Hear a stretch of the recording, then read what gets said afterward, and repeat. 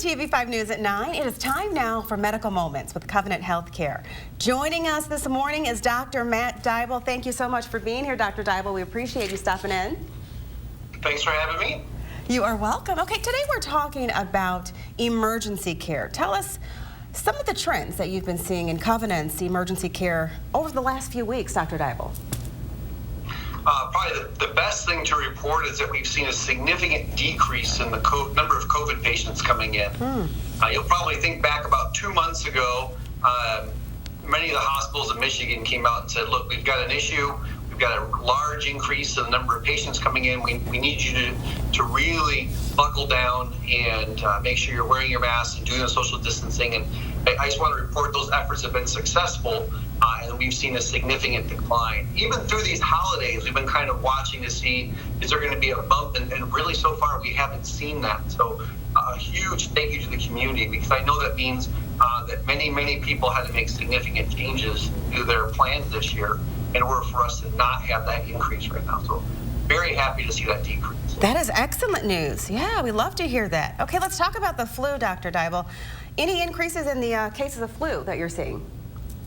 So usually around now, we start seeing quite a bit of flu starting maybe a few weeks ago, but we just are not seeing flu at all this year. In fact, if you look at the CDC website, they tested about 30,000 people for the flu last week, and of those, about 30 came back positive. So for every 1,000 people being tested for the flu, only one's coming back positive. These are way lower numbers than normal.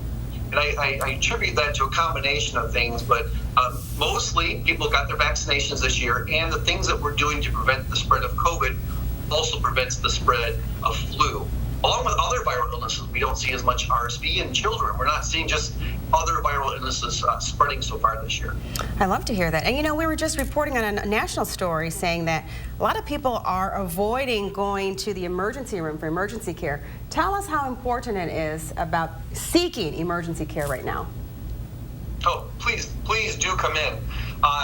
I've had this conversation with loved ones and friends who have called and kind of asked, hey, you know, is it safe for me to go in? And I'm like, yes, it's definitely safe to go in. I know at Covenant, we've got 65 rooms that are private. We have an A grade in safety from the independent Leapfrog group. We know how to keep people safe. Please, if you're having an emergency, we can keep you safe. Please don't avoid care that you need. That puts people's mind at ease, I'm sure. Now, Dr. Dybel, as this pandemic continues, what should people do if they do think they have a medical care? So don't wait. Go into the emergency room. Make sure you come into Covenant there. Yep. Yeah, if you think you've got it, you know, if you're not sure how serious it is, give your doctor a call. I always recommend calling your primary care doctor for advice. But if you're like, it needs to be seen now, come on in. Or if your doctor sends you in, sometimes the doctor will send somebody in, and they're nervous about coming in. Please come in. We can take good care of you, and we're here for you. Sure. As we're still in the middle of this pandemic, Dr. Dybel, what COVID-19 precautions should we all be taking as more people are still getting vaccinated right now as well? So it's great that people are getting vaccinated.